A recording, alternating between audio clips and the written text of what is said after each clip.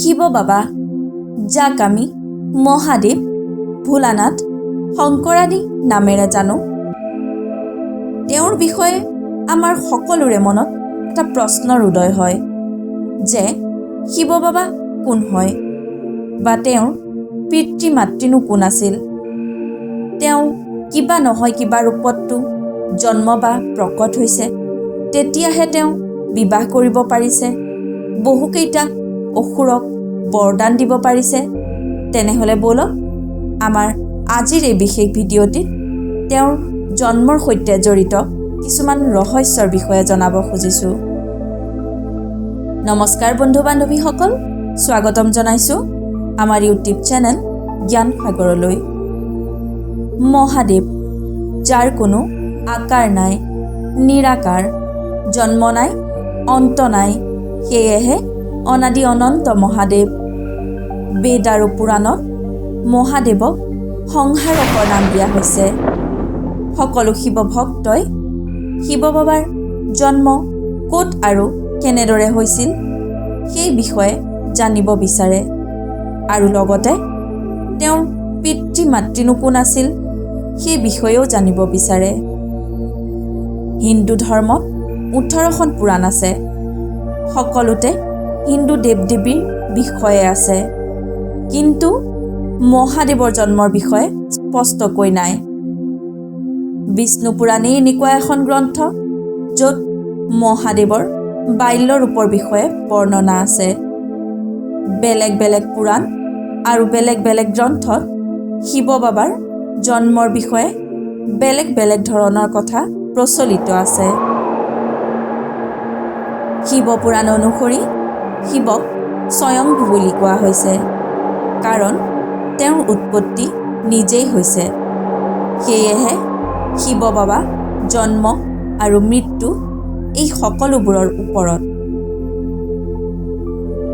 বিষ্ণু পুৰাণ অনুসৰি শিৱ বাবা জন্মৰ বিষয়ে আন এটা কথা প্ৰচলিত আছে। তাৰ অনুসৰি যেতিয়া মৰ্ত্য, আকাশ আৰু পাতালকে আদি কৰি গোটেই ব্ৰহ্মাণ্ডখনেই পানীৰে আৱৰি আছিল, তেতিয়া ব্ৰহ্মা, বিষ্ণু, মহাদেৱৰ বাহিৰে কোনো দেৱতা বা প্ৰাণী নাছিল। তেতিয়া কেৱল ভগৱান বিষ্ণু পানীৰ মাজত শ্বেষ নাগৰ ওপৰত শুই আছিল। তেতিয়া তেওঁ নাভিৰ পৰা পদুম ফুলৰ ওপৰত ব্ৰহ্মাদেৱৰ উৎপত্তি হ'ল। এদিন দুয়োজন দেৱে পৃথিৱীৰ উৎপত্তিৰ বিষয়ে আলোচনা কৰি আছিল আৰু সেই সময়তে শিৱ বাবাৰ আৱিৰ্ভাৱ হ'ল। ব্ৰহ্মাদেৱে তেতিয়া শিৱ বাবাক চিনি নোপোৱাত বিষ্ণুদেৱে দিব্য দৃষ্টি দি ব্ৰহ্মাদেৱক শিৱ বাবাক মনত পেলাই দিলে। লগে লগে ব্ৰহ্মাদেৱে নিজৰ ভুল বুজি পাই শিৱ বাবাক ক্ষমা খোজাৰ লগতে তেওঁক নিজৰ পুত্ৰ হিচাপে পোৱাৰ বাবে আশীৰ্বাদ বিচাৰিলে। শিৱ বাবায়ো ব্ৰহ্মাদেৱৰ প্ৰাৰ্থনাত সন্তুষ্ট হ'ল আৰু আশীৰ্বাদ দিলে। তাৰ পাছত এদিন ব্ৰহ্মাদেৱক এটা শিশুৰ প্ৰয়োজন হৈছিল। সেইকাৰণে তেওঁ তপস্যা কৰিছিল আৰু তপস্যাৰ ফলত হঠাৎ তেওঁৰ কোলাত এটা শিশুৰ আৱিৰ্ভাৱ হ'ল। আৱিৰ্ভাৱ হৈ শিশুটোৱে কান্দি আছিল। কান্দি থকা দেখি ব্ৰহ্মাদেৱে শিশুটিক কিয় কান্দি আছে বুলি প্ৰশ্ন কৰাত শিশুটিয়ে উত্তৰত ক'লে যে মই ব্ৰহ্মা নহয়, সেইবাবেই কান্দি আছোঁ। তেতিয়া ব্ৰহ্মাদেৱে শিশুটিক নাম দিলে ৰুদ্ৰ। কিন্তু নামাকৰণৰ পিছতো শিশুটিয়ে কন্দা বন্ধ কৰা নাছিল।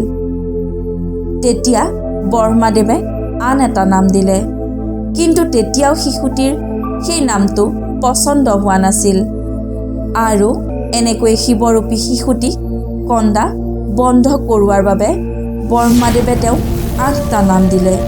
সেই 8টা নাম হ'ল ৰুদ্ৰ, সৰ্ব, ভাৱ, উগ্ৰ, ভীম, পশুপতি, ঈশান আৰু মহাদেৱ। অন্য এখন পুৰাণ অনুসৰি এবাৰ ঋষি মুনিসকলৰ মাজত ইচ্ছা হ'ল যে শিৱ বাবাৰ পিতৃনো কোন।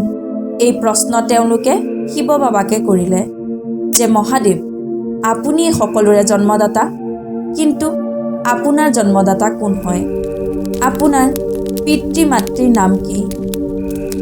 এই প্ৰশ্নৰ উত্তৰ দিবলৈ গৈ শিৱ বাবাই ক'লে যে হে মুনিবৰ, মোৰ জন্মদাতা ভগৱান ব্ৰহ্মা। মোক এই সৃষ্টিৰ নিৰ্মাণ কৰোঁতা ভগৱান ব্ৰহ্মাদেৱে জন্ম দিছে। এনেকৈ কোৱাৰ পিছত ঋষিমুনিসকলে পুনৰ এবাৰ শিৱ বাবাক প্ৰশ্ন কৰিলে, যদি ভগৱান ব্ৰহ্মা আপোনাৰ পিতৃ হয়, তেন্তে আপোনাৰ ককা কোন হয়? তেতিয়া শিৱ বাবাই উত্তৰত ক'লে যে এই সৃষ্টিৰ পালন কৰোঁতা শ্ৰীহৰি অৰ্থাৎ ভগৱান বিষ্ণু তেওঁৰ ককা হয়। ভগৱানৰ এই লীলাৰ পৰা অজ্ঞাত ঋষিমুনিসকলে পুনৰ তেওঁক প্ৰশ্ন কৰিলে, যদি আপোনাৰ পিতৃ ভগৱান ব্ৰহ্মা আৰু ককা ভগৱান বিষ্ণু হয়, তেনেহ'লে আপোনাৰ আজু ককা কোন হয়? তেতিয়া শিৱ বাবাই হাঁহি উত্তৰ দিলে যে তেওঁ নিজে। কিন্তু শিৱ বাবাৰ জন্ম কেনেকৈ হ'ল? এই প্ৰশ্নৰ উত্তৰ ইমান সহজ নহয়। যদি আমি উত্তৰ বিচাৰোঁ, তাৰ উত্তৰত এইটোৱেই হ'ব যে এই পৃথিৱীত যাৰ জন্ম হয়, তাৰ মৃত্যুও হয়। যাৰ আৰম্ভণি আছে, তাৰ শেষো আছে। কিন্তু শিৱ বাবাৰ না কোনো আৰম্ভণি আছে, না কোনো শেষ হ'ব। না জন্ম হৈছিল, না মৃত্যু হ'ব। আমি যাক ভগৱান শিৱ শংকৰ বুলি জানো, সেইটো তেওঁৰ এটা আকাৰহে আছিল, জন্ম নহয়।